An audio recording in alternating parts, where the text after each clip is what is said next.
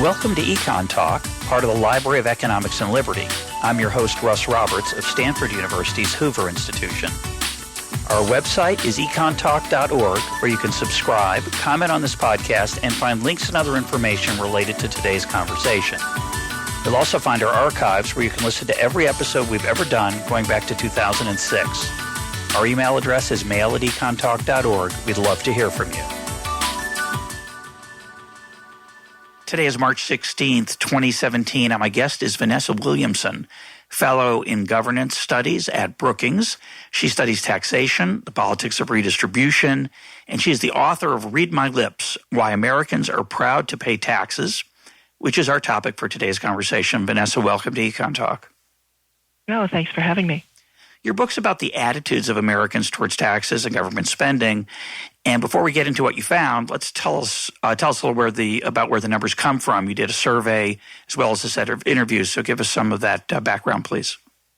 Yeah, so I was looking at survey data about taxation, and there's a lot of surveys out there. So some of the information from the book comes from other people's surveys, but there were some serious gaps too. And so I also conducted my own survey of 1,000 U.S. adults, and then I did interviews with an additional 49 people to sort of fill in, to understand really how they think in addition to what they think, and sort of see how their train of thought worked when they're thinking about different parts of the tax code, because obviously it's very complicated and we don't really have a total picture of what most Americans even understand about the taxes they pay. So I wanted to get more grounding.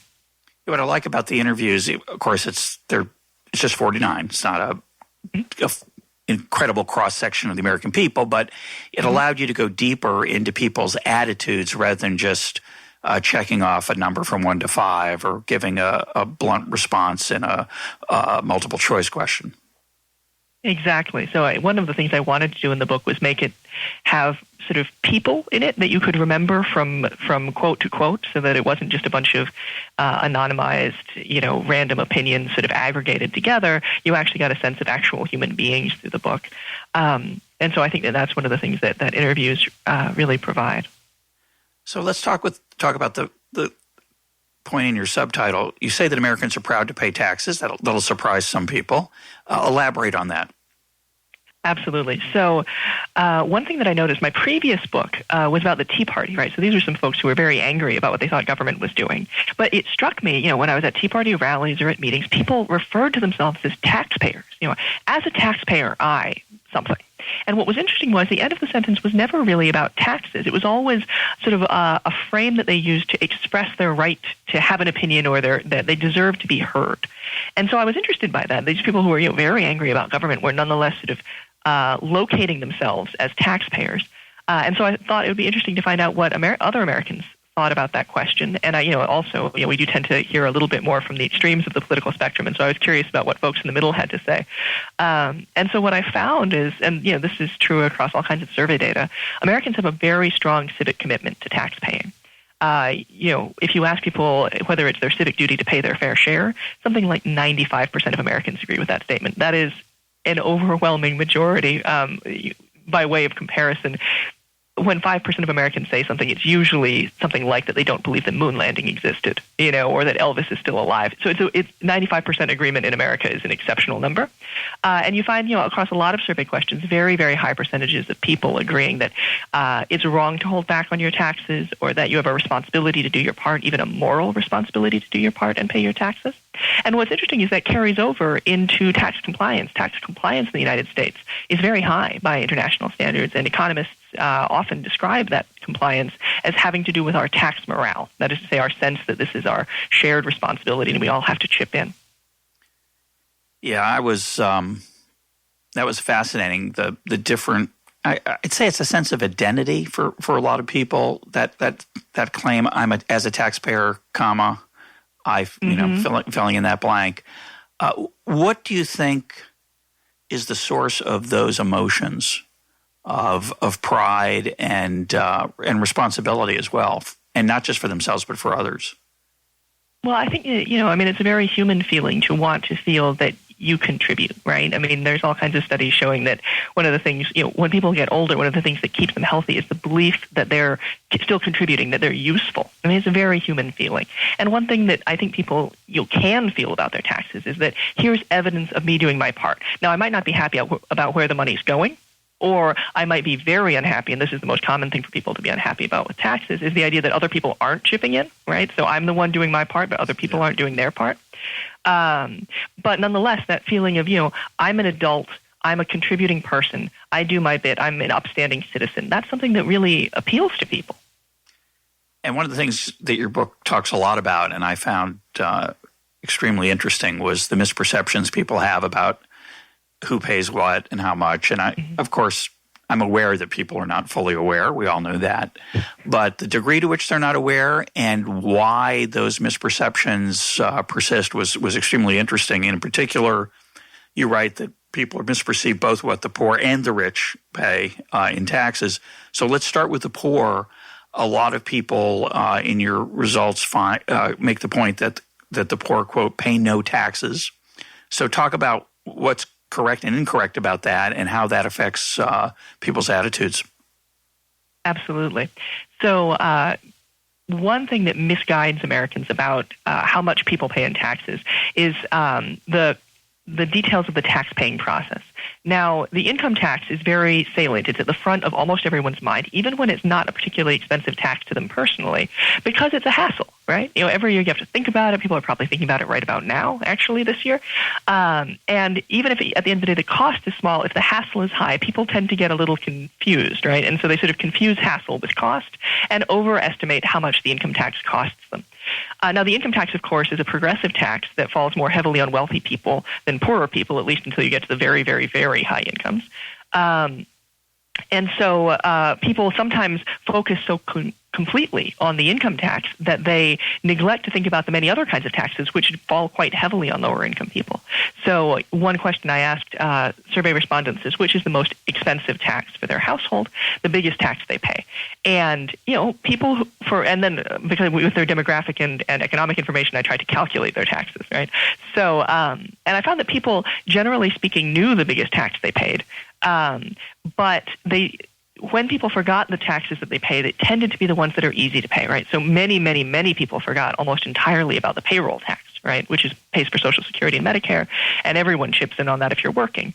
Or alternatively, middle-income people tended to forget about the sales tax because they don't have to do any work to pay it, right? You go to the store, they take it out, you don't really think about it, and you certainly don't add up that total over the cost of over the year. But for lower-income people, the sales tax is a very real expense. Lower-income people are very aware of the cost that they're paying when it's 6-7% at the grocery store because, they're watching every penny in their budget. So what I found is that because people focus on the income tax, which does hit the rich more than the poor, and because they tend to forget about the taxes that are easier to pay but are actually very expensive for lower-income people, overall, they underestimate taxes paid by low-income people. And this is really compounded when there's sort of rhetoric about the 47%, you may remember from a few years ago, 47% of Americans don't pay net income taxes. So that sort of rhetoric in the sort of public sphere really compounds the mistakes people make drawing from their personal experience. And you gave a bunch of reasons just now and also in the book about why people might forget about certain kinds of taxes, that they're not salient, they're not in the front of their mind, they don't have a hassle, they get paid out immediately. But the other reason I always think about it, and I'd be curious in your reaction, I don't think you talked about this, is the fact that we've been told over and over again that our payment in the payroll tax to fund Social Security and Medicare is a, quote, contribution rather than a tax, that I think a lot of people are under the illusion that it pays for their own Social Security or is put aside for them or is, saved in invested in some dimension. Of course, it's not. It goes out the door immediately, and until recently and in the near future, it went toward everything. And it was no different than the income tax in terms of where the money went to. There was such a surplus in the so-called Social Security account that the money went to pay for food stamps and war and everything else. So I always have felt that our people's ignoring of the payroll tax is just I think a terrible flaw in how that program those programs have been marketed, and I think, to be honest, it's been marketed dishonestly to the American people. What do you think? Well, one thing that struck me was that people, if I asked them their biggest tax, they would not mention the payroll taxes, right? But if I asked them to name the taxes that appeared on their paycheck, they did mention it. Yeah. So this was a really striking difference. It wasn't a salient idea. It wasn't at the forefront of their minds. But if you asked them, they would say, oh, there's the income tax, and then there's, the FICA. And I was actually, it always depends, what level of expectation you have. But I was actually pretty positively struck by the amount of information people tended to have about the Social Security and Medicare taxes, right? They tended to, one, remember them. So it was slightly lower, and I'm going to forget the exact number off the top of my head, but it was something like 70-something% of people remember the income tax when I asked them on the survey, when I asked them to name the tax on their pay stub, and 60-something% of people remembered the Social Security or Medicare tax or both. And so, it was a relatively high-level understanding that those costs exist. In the interviews, I found people tended to know. They didn't tend to think it was in an account for themselves. In fact, a lot of them were worried that there wasn't going to be any money in Social Security. That was a very common concern. I noticed, yeah. That was, which is its own, sort of policy error problem that's, deserves its own book, an examination of that question, I think. So in a way, they had this understanding if you drew their particular attention to it, but they had almost no opinion about the tax at all. Because they would name the tax, and if I followed up and asked them about what they thought about it, they'd just talk about Social Security and Medicare, the programs. They didn't have any thought about how the tax was collected, how much they were charged versus other people. Certainly things about the cap were not common knowledge. And there wasn't, a comparison point might be the gas tax, right? So if you ask people about the gas tax, they're upset about two things. One, the quality of local roads, because they know it's commonly known that the gas tax goes to local roads. But two, they're worried about the actual cost, right? They're like, why can't I see it? Doesn't it cost a lot to people who drive a car for a living? They have thoughts about whether the tax itself is fair. And it was very uncommon for people to have any opinion at all about the tax component of the Social Security and Medicare tax program. Right? So I think that you're right, that there is, on the one hand, this complete lack of information, right? People really forget that cost. But on the other hand, a piece of that program is quite visible because they at least get to see the number on their pay stub. So it was sort of an interesting mix of visibility and invisibility. Yeah, the problem with the pay stub, of course, is that after a while you never look at it. At least I rarely do, and I don't know how much other people look at it. Your book forced me to realize that if I had to guess at what my actual taxes paid are, and I'm an economist who's interested in taxes, I would have trouble. I don't know how close I'd get. I'd have to think about it for a while to get close, and even then I wouldn't. So even though part of it, of course, is that unlike some of your surveyed folks and interviewees, I get deeply depressed by my taxes, so I try not to look at them, and so I'm in a separate category maybe. But I think it's interesting how little we look at that generally when we don't have to write a check. Sometimes, of course, sometimes you do, but a lot of times you get a quote refund, and it's because you paid in too much. But there's a lot of psychological, I think, problems we have in perceiving those things accurately. But my preference would be, for a lot of reasons, just to get rid of the payroll tax, roll it into the federal income tax, and have it people be a little more aware of what those taxes are. And as you also point out, the fact that the employer's share is part of it is another reason people may not perceive it fully. And so I just I don't think that's good for democracy. I think that's a form of obscurity that's not good for us. I think that's actually one of the most important takeaways from the book, right? That when we think about policy, I'm here in Washington, D.C. When we think about policy, we're often sort of imagining that we're going to do things in a invisible, behind-the-scenes way that just creates good in the world in some way. But we forget that part of policymaking is making what government does visible, because people out in the world are not just supposed to respond to little economic nudges, right? They're supposed to make decisions about who to elect to implement policy. So they have to be able to perceive it, and they should be able to perceive it accurately, right? And one of the best ways to make people perceive things accurately, people learn by doing, that's just a fact, is to make, particularly for the issue of taxes, it's much more easy than on some issues like, what we're doing in foreign countries. It's very hard for people to perceive that on a regular basis. But with taxes, people have a day-to-day experience of these policies, and we can use that experience to make a more informed citizenry.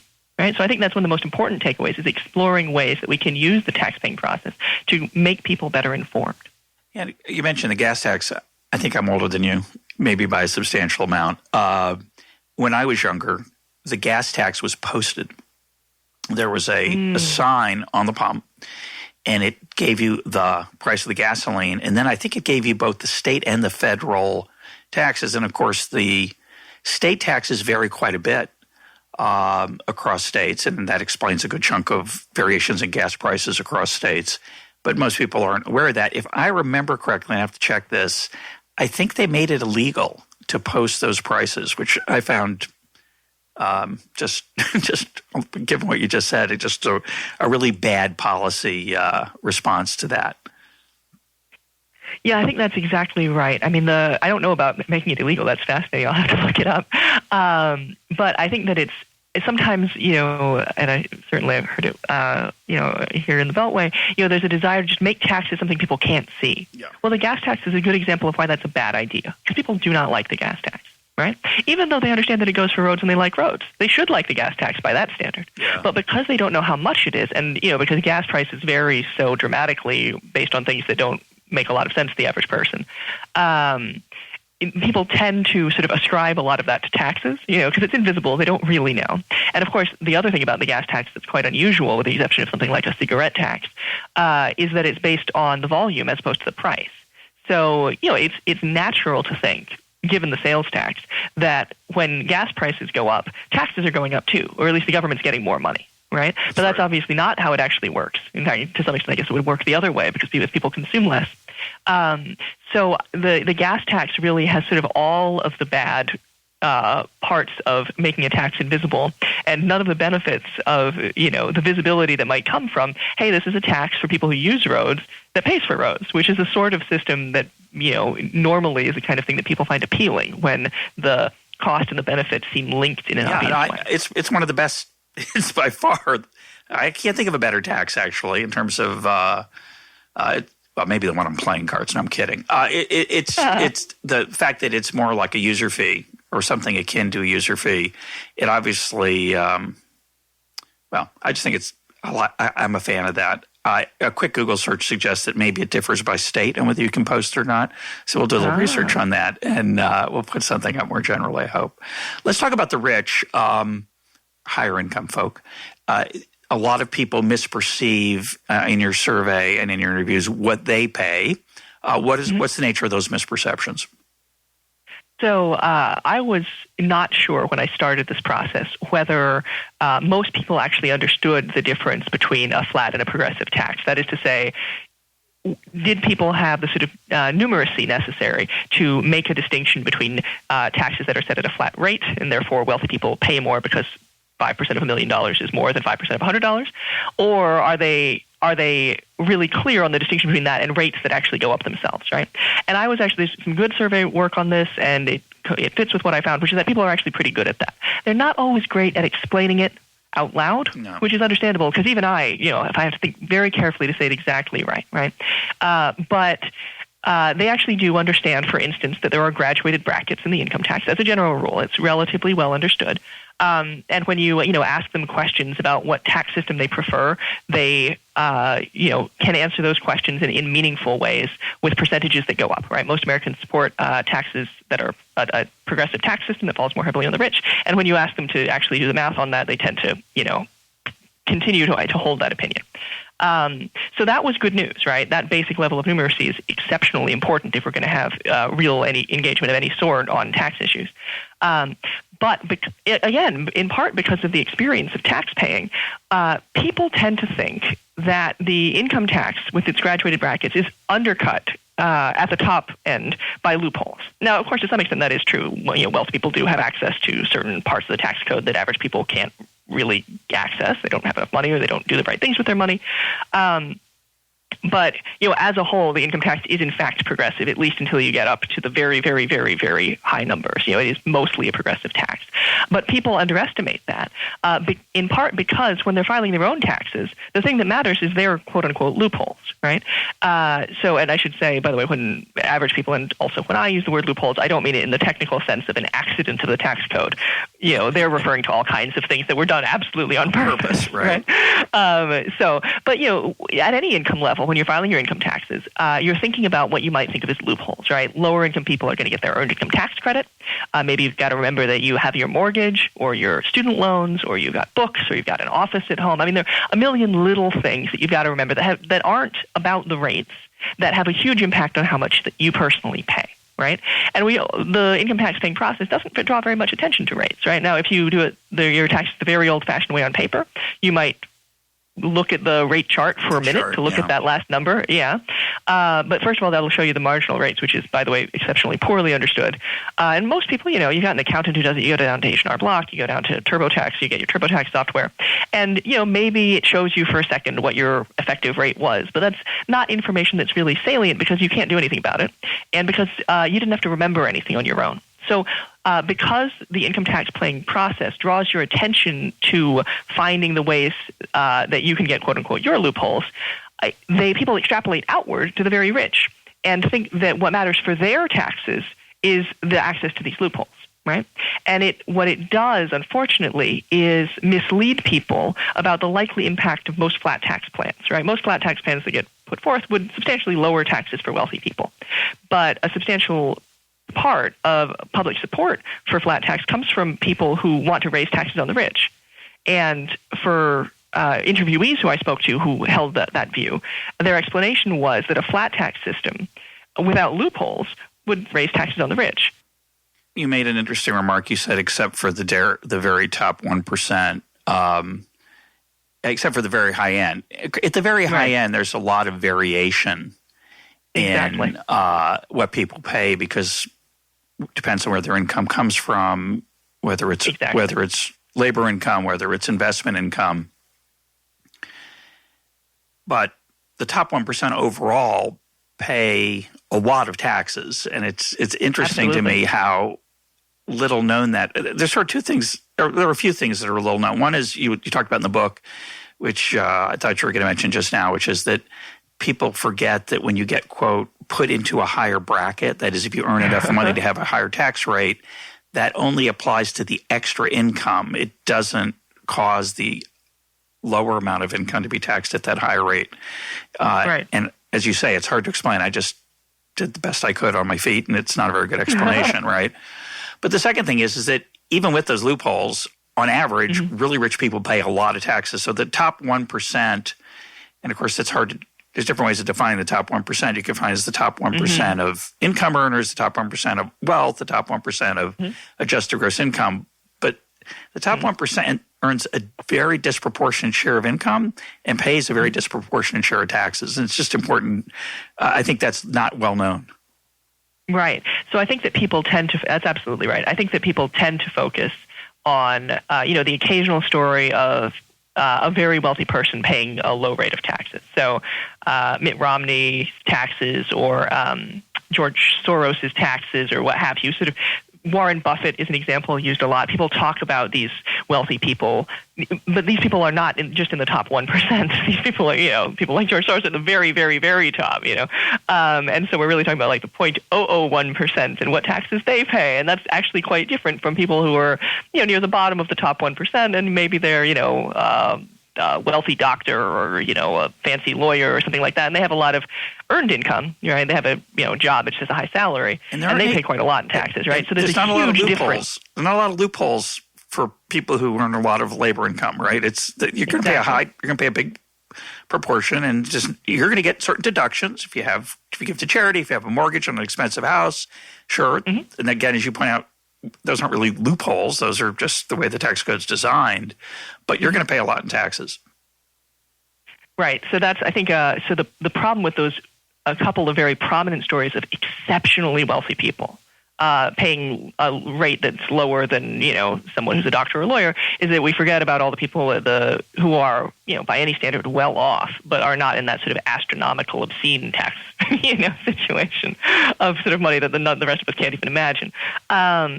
Getting back to the question about marginal rates, I think it's a really important thing that people. There's a common error that people have in their mind, which is that if you go from one tax bracket up to the next one, your whole income is going to get taxed, right? And so people see that as punitive, which of course it would be if it were true, right? That would be quite stupid. Unfair. It would more than unfair. Yeah. It's stupid. It's a bad way to design the system. It would be a very bad policy, and it's a good thing we don't have it. But because people perceive the system working that way, that all of a sudden you go from 10 to 15%, you're going to be paying more than if you made fewer dollars. It reinforces this idea that the income tax can punish work, right? Well, as a matter of fact, if you move up and you make $5 into the next bracket, you're going to get taxed at the new rate on the $5, not on anything else, right? Yep. So one piece of language I heard in this election year that I thought was interesting is Hillary Clinton was talking about a surcharge on incomes, which was just a very high bracket, basically, but it might have been, I was wondering, and I haven't looked into it yet, whether that might be language that makes people understand how brackets work, right? It's just a surcharge on that income, above the other income. I don't know. It's a hard concept to explain, but it's a really important one, and it would be a great place to see some improvement in public sort of financial understanding. Yeah, no, it's I think it's a common misunderstanding, and part of it's what you pointed out, that most of us don't move dramatically between brackets all the time and think about what those what the consequences are of that. So it's just not right. And we don't notice it necessarily, even if we do move frequently, because our taxes are filed with, our money's deducted from our paycheck. The tax money's deducted from our paycheck. One of the things that struck me about the book, and you didn't emphasize this because I think for a lot of reasons, but I'm curious to get you to talk about a little bit more, is even though, we're talking, these are small things, this issue of marginal versus average rate is somewhat important, mm-hmm. but there are one of the things I took from your book is how widely people misperceive what, say, immigrants pay in taxes, or what government does with our tax money. And, one view is that's not surprising. Most people are not tax experts. They didn't study public finance in college. They're busy with their lives. And of course they don't read carefully. They don't have an incentive to. But what struck me about it is that, and you do refer to this indirectly and sometimes directly, a lot of these perceptions are part of people's partisan identity. They, as Republicans or Democrats, for example, or as liberals or conservatives, they hold a certain view of, say, immigrants or government spending or welfare, and they're not going to let the facts get in the way. They're just they have certain perceptions of the system that get relentlessly reinforced by the news that they watch, left or right, mm-hmm. by the blogs that they read, left or right, and those perceptions just outweigh the reality. And I just was struck by how damaging that is for a democracy, that unwillingness that we have, and it's a human frailty, to be open and honest about how the world actually works, and particularly in this area that's so central, which is taxation and spending. Do you agree with that? I think it's a serious challenge, and I think that there are things in my book that I think suggest that politicians are sometimes unwittingly reinforcing misinformation. Every politician I've ever heard on any part of the political spectrum rails against loopholes, right? Because it's popular to do so. Makes sense, right? Yeah. But what you're doing is reinforcing a fundamental misunderstanding about the impact of rates, right? Now, maybe you do that intentionally in order to promote your tax plan that closes some loopholes over here and then does something to rates, and you hope people only notice the loopholes because the other part's not popular or something like that.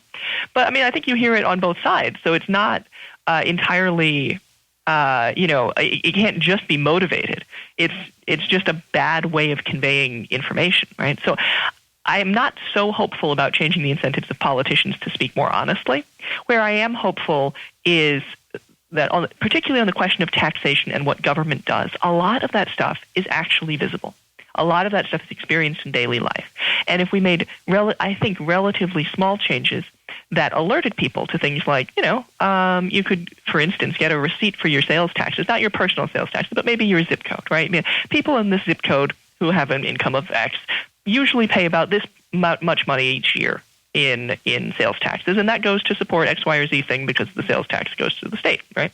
So like you could provide people, and this sometimes happens already. I think there was a period where they were doing this for Social Security, and some localities do it for the property tax. You could provide people with information about where their money's going that might actually, it's been shown experimentally in these small cases, to improve people's understanding. So I don't have a lot of hope that we're going to get politically motivated people at the top to suddenly do the right thing about having a more engaged and educated populace. I think a lot of people have bad incentives and bad motivations. But I think that I came away from my interviews, people are making mistakes, but they're reasonable mistakes. They're mistakes that come from, they're wrong, but they're not innumerate, right? So to me, it's a mistake that's actually a source of hope, because it means that the changes we need to make are not like a fundamental reconsideration of teaching math in schools because people are getting out into the world and still don't understand percentages. That's not what I found. What I found is that people are extrapolating from personal experience the way we tend to do on all kinds of issues, right? And because of the way tax information is given to them, they're making mistakes. And smart people are making mistakes. Educated people, politically engaged people are making mistakes. So that suggests to me that there's a place there where we could do a better job of getting information to people who would use it well. I think the key part of that last sentence you said was we. And I think the we in that sentence, as you argue, is not going to be the we among us who are politicians, but it could be the we among us who are at think tanks. You're at Brookings, I'm at the Hoover Institution. Mm-hmm. Certainly a nonprofit organization could spend more effort educating people. Of course, there are organizations that do it explicitly. There's the Tax Foundation and others that try to make people aware of what their taxes are and how much they paid, et cetera. Again, I just emphasize that even myself, one of the thoughts I had reading your book is that one of the reasons people overemphasize income tax over payroll taxes, it's so much larger as a source of income. And I looked it up. It's not that much larger. I was surprised that it's, I think in recent years, the income tax is 46% of tax revenue and the payroll tax is 33%. So it's bigger, but it's not as much bigger as I would have said if you'd asked me to guess. And so, we're all imperfectly informed. But what I found the more provocative part of what I was trying to say is this idea that we kind of like being misinformed. We like being angry about the rich or the poor not paying their fair share.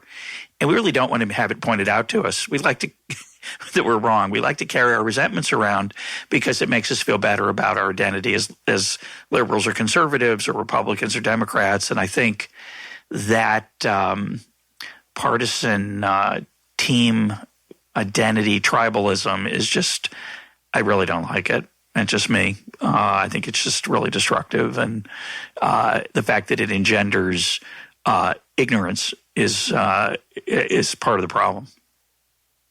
I think that there are challenges there, and there's some really interesting work being done to sort of assess when and why people actually respond to new information. Sometimes people will just filter it out.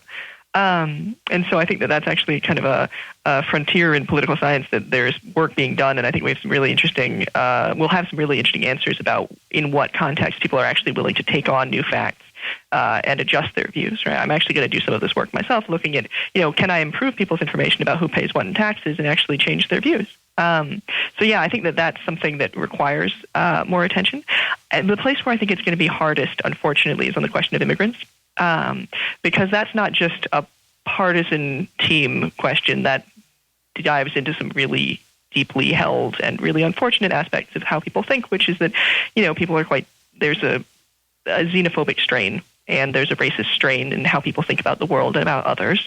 And I think it's very hard to overcome those very deep prejudices, right?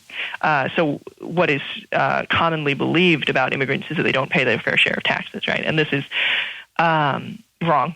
Fundamentally, immigrants pay a great deal of taxes. In particular, immigrants and particularly unauthorized immigrants, are doing are often paying into Social Security and Medicare without the capacity to receive those benefits because they're not here with the right paperwork. Yeah. Now, always forgotten. They're propping up our Social Security system because we have an aging population. And, of course, they pay, sales taxes like everyone else. And a lot of people also, pay income taxes. They also pay property taxes indirectly in their either as directly as owners or indirectly as renters. So, that bothers me.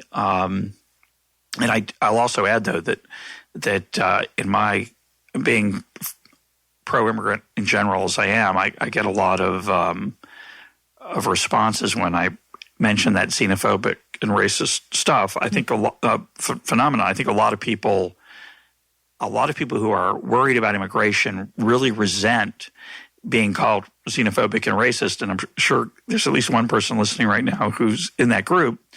I do think it's an issue that all of us as human beings struggle with people who, quote, aren't like us. But I do think there are legitimate issues about taxes and spending with respect to illegal immigrants. It's an issue. I agree with you that I think it's overblown dramatically, and many pieces are forgotten because people, I think, have general views that are not related to the taxes. They just get lumped in. I mean, I think that's right. I mean, one challenge that I think we face is that and I saw this in interviews a lot, that people would sort of elide, right? They would be they would talk about immigrants, and then they would sometimes talk about, people, undocumented people, and then they would sometimes say Mexican, right? And so there was an idea that was like, when people talk about immigrants, sometimes they're not talking about, for instance, my mom, who's an immigrant, she's from Scotland. That's not who they have in mind, right? And so we are all capable of these mistakes, right? And I think, it's incumbent on each of us to fight those prejudices that we all carry around with us, right, on many subjects, including about new people to our country. And we're certainly not the first set of Americans to have these concerns about new people in our country, right? We saw exactly. Yeah, exactly. 250 years old. Right? So, I mean, you look back and you see that people were very concerned about whether the Germans were going to integrate and the Italians were going to integrate, right? And so, we haven't, and that's part of what makes me pessimistic to some extent about the extent to which we can change people's views of that, because that has been such a long-standing problem for us. On the one hand, we're this nation of immigrants, and on the other hand, each new wave of immigrants gets, assumptions are made about them that are not accurate, not factually accurate, and which undercut our, sense of social solidarity, which is one of the things that makes us good taxpayers, right? We have faith in one another. We have common projects that we need to pay for, right? We all need roads. We all trust each other to chip in our taxes. We're going to get the roads that we want. We're going to get the schools that we want, right? Well, you start to doubt whether everyone in the community is actually this us, and it undermines people's confidence in the tax system. Yeah, so I totally agree with you, and I'm passionately pro-immigrant, overwhelmingly in general, in the sense that I think the economic dangers of immigration are grossly overstated. I think the cultural implications are grossly overstated, the worries. But having said that, I think it has to be said, and this came up in our recent episode with George Warhas, who's much more anti-immigration than I am. But he makes a point that I think where I think I have common ground with him and with some others, is that we have changed the rules of assimilation in the United States over the last, I don't know, maybe 25, 30 years, and made it much easier for people not to assimilate. We've offered, dual language opportunities and dual language tracks in our schools. And I think that's just a fundamental mistake. I think that makes it harder for us to feel like we're part of one country and part of one project. I don't have a lot of nationalist bones in my body, so it's kind of awkward for me to talk about that. But there is some benefit from feeling like we are part of one community. That may be unrealistic, that may be a fantasy, but certainly when we make it easier for people to stay separate, I don't think that's a good idea. If people choose to stay separate, I'm all for it. Right? If people want to live near people like them, who talk like them, who have attitudes like themselves, who have the ethnic background that they have, I think that's an inevitable part of the human condition, and nothing wrong with that. We obviously mix our integration with each other with our separateness from each other, right? We move across all kinds of spheres. I just think it's weird that over the last few decades in the United States, we've essentially subsidized people staying separate. That seems to me to be a big mistake. Well, I mean, sociologists would say that immigrants are integrating at exactly the same rates they always have. They're learning English at the same rates. They're opening businesses at the same rate. There has not been some fundamental shift in this most recent generation of immigrants that's unlike previous generations, to the extent that we have data on this. Now, on the question of whether, we should have dual language schools, my son is in a dual language school. He speaks as much Spanish as English, and that's not thanks to me. My Spanish is appalling. And I think that's a wonderful benefit. I'm proud that we live, I live in a diverse community, and I'm proud that my son gets to experience other cultures. And I think that the challenge is making sure that happens in a way that's, fair for everyone in the community, right? And that there are ways that we can, reach out to one another and learn and grow from each other. And, obviously some people, in gentrifying communities, I think that there are real challenges of people getting pushed out, right? This is not some beautiful melting pot story. But at the end of the day, I'm proud that my country is diverse, and I'm proud that we speak a lot of different languages here, and I'm proud that our language, develops in new ways. And I think that those are, that is part of the American tradition. Yeah, I'm not quite sure what the boundaries of that are in the sense that I like learning a second language. I don't have any problem with that. I think it's a question of what's mandated and what isn't. And I do think that there is a long historic fact that parents who immigrate, come to the United States from non-English speaking places, have a lot more trouble learning English than their children, regardless of how much mandated second language stuff is going on. But yeah, no, I think diversity is a good thing, and I love the idea that we're helping people who want to come here and provide work here and do the things that provide stuff of value. And I think we should be free to hire those folks, and they should be free to live here. So to me, it's just a question of where those boundaries are in terms of eligibility for government benefits, tax paying, et cetera, and how easy it is we make it for people to become part of that melting pot. But I do think it's an interesting phenomenon that we do both. We want to be part of the melting pot. We want to be Americans, but we also want to keep our ethnic identity, whatever the hyphen that we want to keep. And that's a reality too. I mean, from my perspective, I think that the most important thing is that we recognize that, we have common goals, and we do, right? I don't know about that. If we create, I'm not sure what you mean by that. You don't think we have? I don't know what that means. Oh, okay. We have common goals. Look, tell me what you mean by that. I mean, we're off the subject of taxes, but that's fine. Go ahead. Well, I'm gonna bring it back to taxes, right? So when we think about what are the things we want government to pay for, right? We want clean air, good streets, decent schools. These are common goals, right? Because I can't just have good streets for me. That doesn't make any sense. That if only my children are educated, then obviously the economy would collapse. But the point is that there are things that are common goods, right? And I can't just provide them for me and my family, even if that was the selfish decision I wanted to make. And so the question, of immigration, and more generally, right? This is a diverse country in a lot of ways, and not just because of a new wave of immigration. We live in really, different parts of the country are really different, and we're a very large country. And making sure that we focus on the things that we need to do together, right? That's what taxes are supposed to pay for. And I think it can help us bridge, divides of, not just race and ethnicity, but, rural-urban divides, right? We have very different ideas about what our lives are like on a daily basis. But we have, shared needs, right? We need the roads, right? We need, to maintain the infrastructure that lets us be one country, right? So to me, that's actually the thing that's kind of great about studying taxes.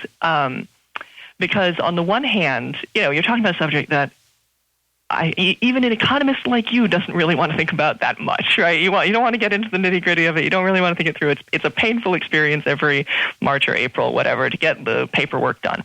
You don't want to think about it. But you talk to people about taxes, and you tap into their deep values immediately about who's us and who's them, about whether they feel represented by their government, about what kind of country they think we should be.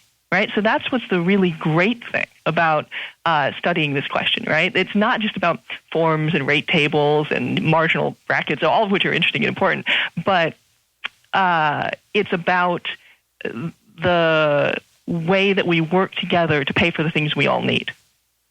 So let's talk about that, because that's where I was going to turn next anyway. And I'm going to try to summarize, and then I'm going to disagree with you on this issue of all of these shared goals, so we can see where we agree and disagree. In your survey results, and maybe in your interviews as well, you found that people like roads, I'm reading off a list here of yours: roads, sanitation, fire, police, education, and national parks. You found a lot of interesting stuff about foreign aid and military spending, which we're going to come to in a minute. But let's just stick with these local, more local, within our borders at least, activities. So roads, sanitation, fire, police, education, national parks. I had two thoughts.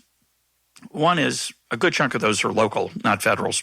The only really federal part of that is national parks, a little bit of the federal highway system, a little bit of education, but roads, fire, and police mostly come, and sanitation mostly come locally. I'm pretty enthusiastic about those. I'm a libertarian, a classical liberal. I like limited government. I want a bigger sphere for private activity, both profit and nonprofit activity. But if you said to me, government's going to provide the roads, sanitation, fire, police, and the national parks — I'm leaving off education. We'll talk about it in a minute. But roads, sanitation, fire, police, and national parks — I'd say, yeah, well, like you point out, I can't go on my nice road and your road has potholes. We're going to be on the same road. So you can make a case for private roads. I don't find it that persuasive, and it's just not that big an issue for me. So I'm okay with all that. Let's let government do roads, sanitation, fire, police, and national. And I love national parks. They're often badly run, and they tend to subsidize attendance and wear out the ecosystems, which is a natural political response.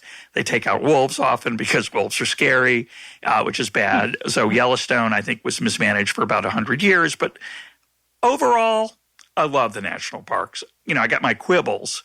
But if you take roads, sanitation, fire, police, and national parks, you got a really small government. There's no welfare in there. There's no subsidies to corporations. There's no farm subsidies. There's no National Endowment for the Arts, et cetera. All the stuff, I think we could do without all that other stuff. And if we just did road, sanitation, fire, police, and national parks, we'd have a tiny government, really low tax rates, and we could all pretty much agree that those are good things. Once we add those other things, we get into a lot of fights. We don't agree. We have a lot of disagreement. And certainly, I'll come to education in a sec. Just respond to that first. So I might as well start by sort of putting your views in the sort of the broader context of how other people think, right? So what I found is that there's sort of an array of programs. Oh, I should be clear. I asked people two questions on the survey. I asked, what are you glad the tax dollars pay for, and what are you upset the tax dollars pay for? And then I put that on a graph. Two questions related to this part. Yeah, to this particular question. Yeah. Right. Yeah, I did. So there are two questions that are relevant for this particular part. And so I looked at two things. I looked at how often was the program mentioned, positively or negatively. And then I looked at given that you mentioned it at all, how often were your comments positive, right? Mm-hmm. And so the programs that did best in terms of if someone bothered to mention them, they were mentioned positively, tended to be local services, right? Education, roads, were both extremely popular, 90+% support for these programs, that sort of a thing. And education and roads were also very commonly mentioned. About a third of people mentioned them, right? And then other programs were just as popular, but were less commonly mentioned. So you'd see things like, the sewer system. Anyone who bothers to mention the sewer system thinks that it's a good thing that we have one, right? But it's not always remembered. So that's what you'd see. You'd see this sort of swath of programs that were thought of very positively, some more commonly remembered than others, right? Then at the very bottom, right, the least popular programs, which were also weren't brought up all the time, were basically, there were two major things, right? One was foreign aid, which I can talk a little bit about how people think about foreign aid. The other was corporate aid of one sort or another. So no one in my survey bothered to mention bailouts for banks in any way except as a negative thing, right? So that was sort of the spectrum, right? And then in the middle, you've got all the major components of the welfare state. Now, Social Security was almost as popular as those local programs you mentioned. And then healthcare had quite high levels of popularity, but had a partisan divide, as you'd imagine, right? With Democrats much more positive about it than Republicans. The military had very mixed views because there was generally, unsurprisingly, strong support for American service members, but strong concern about the military engagements overseas, as I expect anyone who watches the news would imagine that that's how Americans think about that question. And then finally, there's welfare spending, right, which is a category in which I put any program that was means tested, right? Yeah. So that's food stamps, but it's also TANF. I mean, it's all the programs, and then also a lot of people on a survey, when they're asked an open-ended question, just say, quote unquote welfare, and it's not clear what they mean by that. Sure. So there are those programs at the top with near consensus approval. In your list plus education and Social Security, I would say, and then some things that no one likes, and then these things in the middle that are have mixed views, right? And I think that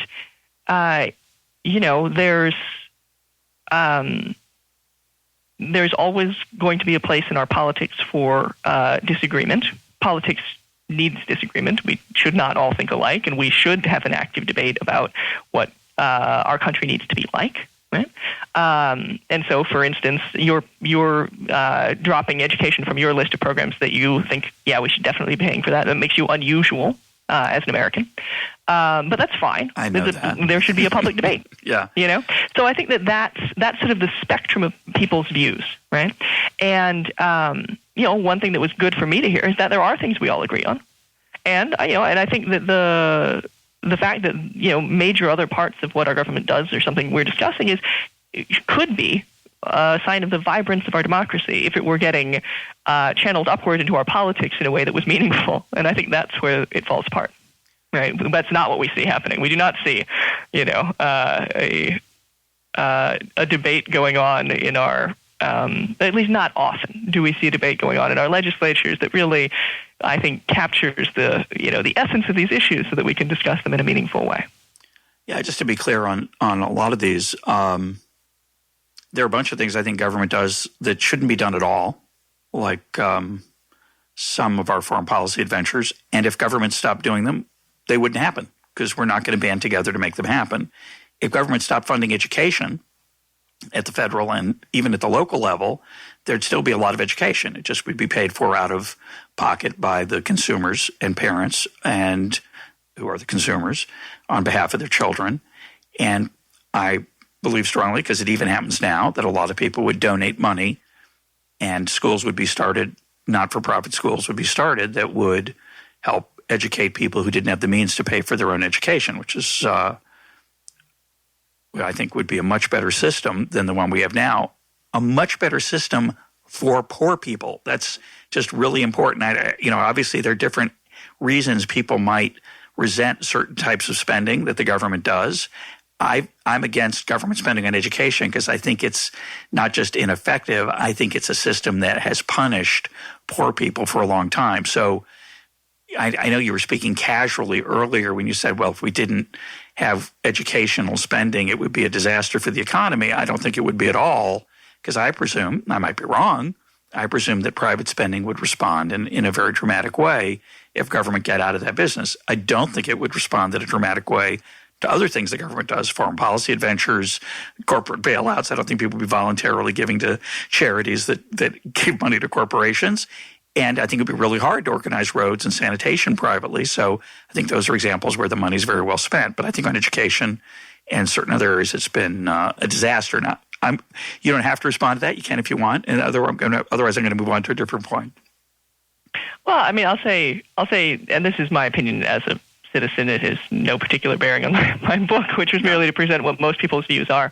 But to explain my earlier comment, I think I would say that we have we have historical information about how good education is when it's not publicly funded. And I think if you look at the literacy rates in the United States South for a long time, before there was robust public funding for education, you'll find that they were exceptionally high. Moreover, I think I would say that I don't think it should be the case that if you are a child born to poor parents, you should have to rely on charity to get an education. I don't think that's the country we should live in. But us having this discussion is great. Us having this discussion is the kind of thing that needs to happen in our politics, because when we talk about taxes, we're talking about really fundamental things about what we think are rights. What do we think people have a right to access? What do we think American kids should all have, no matter what, whether people are feeling charitable that day or not, right? So this is, I think, exactly why, the sort of discussion of taxes and, people seeing themselves as taxpayers is such an important thing, because it provides for people a sense of this vital question of what we pay for together. But let's move on to other things, because I would be happy to talk about education and immigration as just a citizen, but I feel like that's probably not what your listeners want. No, I don't know. I just got to make one more thought on the education. I don't think a child born to poor parents should have to suffer through what is currently our public school system, and I think our failure there is inexcusable. Actually, I can't. I find it fascinating that we as a body politic have let that happen. Maybe you're more optimistic than I am about it getting better. I don't know. I mean, I'm a product of the American public schools, and I think that any examination of my resume would suggest that it didn't turn out terribly. No, I am too. But, I am too. Because I grew up in a rich. It's not. I grew up in a rich suburb of Boston. My parents weren't rich; they were middle class at the time. But I grew up in Lexington. I got a pretty good education at Lexington High. Anyone out there listening? I went to Lexington High. Hello. But in Dorchester and Roxbury, I don't think they had a very good education. There's a lot. Yeah. I just don't. I mean, obviously there are many things that we can improve about all kinds of aspects of, the education system and so many other things, right? I mean, my husband's from Boston, grew up in the city of Boston, went to Boston public schools, and he turned out okay too. Yeah. I think that I think that it's great that these kinds of discussions exist in our politics, because I think that the thing that tax money does is give us a place where democratic decisions get made about our priorities. And the fact that you and I personally disagree on this thing is just an example of that. Yeah, right? An example of the system that we need. Yeah, I agree. Let's talk about an issue that I thought you didn't pay enough attention to in the book. It's kind of surprised me. And it's something I hadn't thought about until I read your book. So it did prompt me to think about it, which is a difference between local, state, and federal taxation. I think when a lot of people think about taxes, and we talked earlier about the salience of income tax versus others. And one of the reasons we think a lot about the income tax is that we talk a lot about changing it. We don't talk a lot about changing the sales tax. There aren't a lot of campaigns that I'm going to raise the sales tax 0.25%. It happens. Mm-hmm. There occasionally that's an issue on the ballot or in a political discussion. But the property tax rate, the sales tax, other types of local tax, things that fund local taxes are often, they're just not up for grabs the way that the federal tax code is seemingly constantly in the air. So that's one reason.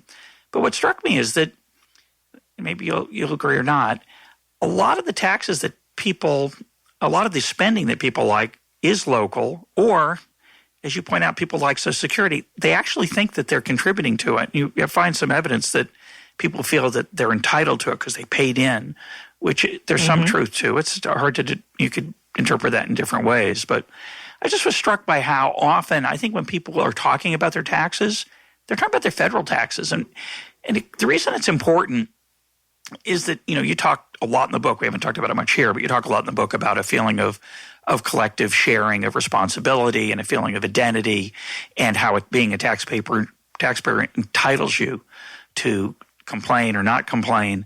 And I kept thinking, well, it's interesting that when you have this perception, which I think is inaccurate, that 40-something% of people, quote, don't pay taxes because people forget about the payroll tax and they don't think about the local taxes. They're really thinking about the federal tax part, which is the defense budget. It's it's overwhelmingly the defense budget, not in the sense that it's most of taxes, but once we've taken out Social Security and Medicare, we're going to be inevitably talking about defense spending. And I just think that's that's a lot of what's going on in people's misperception, that they see their tax identity as Americans as mostly the federal tax, and the local stuff, which they like, that's stuff they don't even notice the taxes for. It's just kind of strange. Yeah, I think that's right. And I think it's one of the things that makes taxes controversial in a way that in some sense it needn't be, because there are these huge swaths of what we buy with our taxes. We just happen to mostly buy it locally or at the state level that we like. Almost all of us agree, right?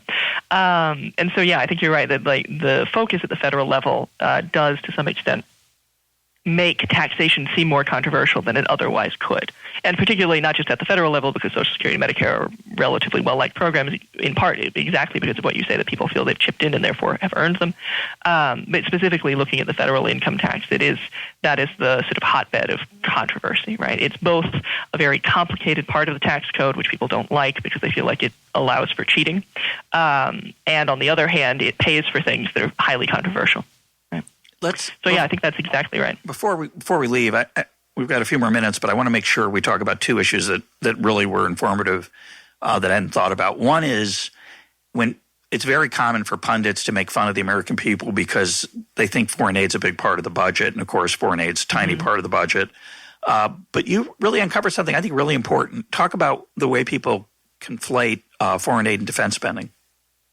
Exactly. So this is a common statistic that people regularly use to suggest that Americans are very dumb, right? Oh, when they are so upset about foreign aid and they think it's this huge part of the budget. Foreign aid is in fact about 1% of the budget. If you include all the security aid, it's maybe 1.5% of the budget, something in that order. And when you ask Americans to estimate it, you get an answer that's often something like 25% of the budget. Wow, are people ill-informed? So I looked at some survey work on this, and I wanted to understand, and I had noticed in the interviews that when people talk about foreign aid, they're often talking about military spending. They would talk about they don't think we should be spending so much on foreign aid, and then go immediately into a long discussion of what was happening in Afghanistan. And of course, there is absolutely foreign aid going to Afghanistan. Now, there's also vastly more spending that was military, certainly at the time. There's a particularly large amount of those interviews a few years ago. And so the question to me was, are people using the phrase foreign aid when they mean foreign spending, shall we say, which includes parts of the defense budget that are spent overseas? And survey research would suggest that that's true. In fact, people who were asked to estimate foreign aid and then asked what they meant by foreign aid, those who said things that were military had substantially higher estimates of the foreign aid budget. Right? So this does not mean that people have perfectly accurate views of the foreign aid budget. Rather, it means that they use the term in a colloquial way that's different from how policymakers use it.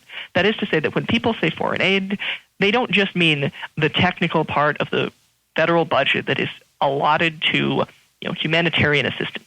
That's not what they mean. They mean the vast amounts of money that we spend overseas, which includes a lot of the military budget. Yeah, it's just a fantastic insight.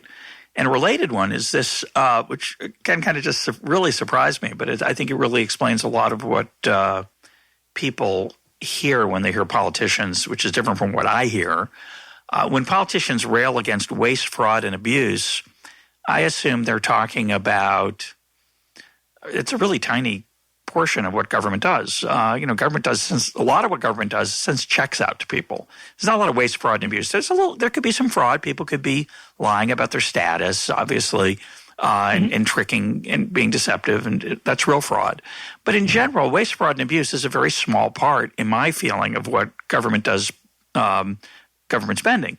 And so when politicians say, when I come in, I'm going to cut waste, fraud, and abuse, I'm going to save all this money, and I always think, there's just not that much to cut. It's a lie. But among your respondents, they had a very different perception than what I think of as waste, fraud, and abuse. So talk about that. Exactly. So, right, you were thinking in the technical policymaker term, right, which is about, over-ordering, double-ordering, that sort of thing, fraud, as you mentioned, these sorts of things, contracts that were just overinflated, received fraudulently, exactly, right? Overinflated, sometimes defense spending overinflated, these sorts of ideas. And that is part of what Americans are talking about when they talk about waste. But when you ask them about what they mean by waste, First of all, they talk a great deal about programs they don't like. Yeah. Right? So, and that on the left, where we're talking about defense spending. On the right, they're talking about welfare. But this is what people are mentioning: programs they don't like. Now, that is not reasonably described as waste if it is in fact policymakers doing what the bulk of the American people would like.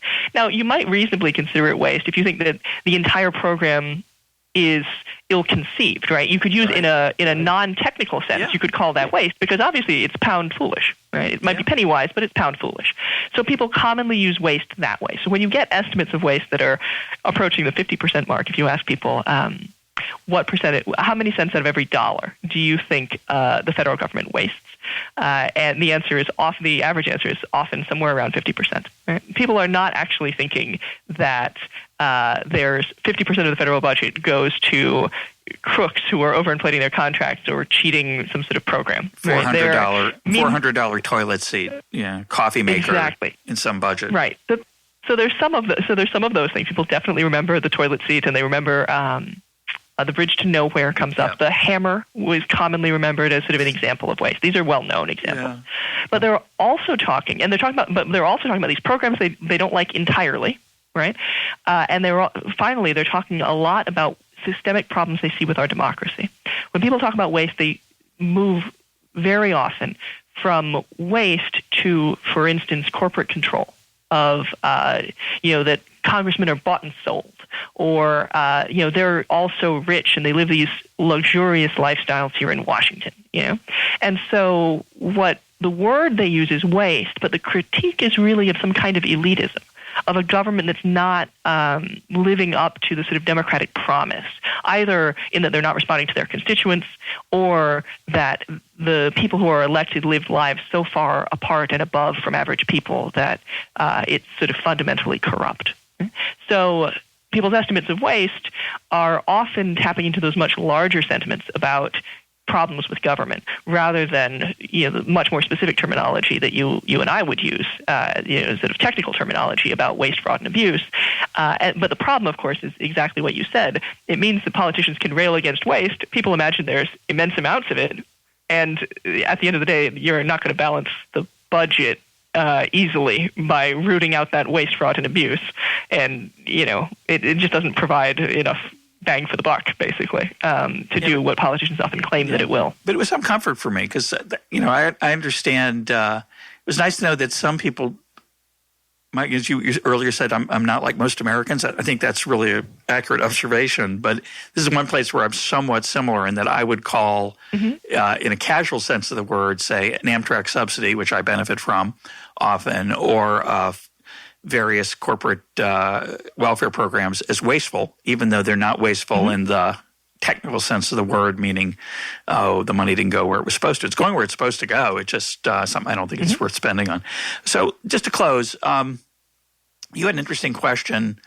You asked your respondents about if they were writing a book on taxes, what would be the most important chapter. So I want to close by asking you, your book has, I think, has 5 or 6 chapters. I can't remember, but there are a lot of different ones. What's your most prominent takeaway that you want to share from your book that would summarize what you think is our overall view of taxes? I think the most important thing is to recognize that people see tax paying as evidence that they're contributing people. And when they're angry about their taxes, the most common thing they're angry about is the idea that someone else isn't paying their share. We have this important civic commitment. We're all in this together, and someone's not chipping in. And unfortunately, as the rest of the book shows, people have real strong misinformation about that particular question that makes it hard for people to connect their values with policies. Right? And so we need to do a better job of getting them the information they need so that smart, educated Americans who have misperceptions of the tax code can get their values to be reflected in the policies and the politicians that they support. My guest today has been Vanessa Williamson. Her book is Read My Lips, Why Americans Are Proud to Pay Taxes. Vanessa, thanks for being part of EconTalk. Oh, thank you.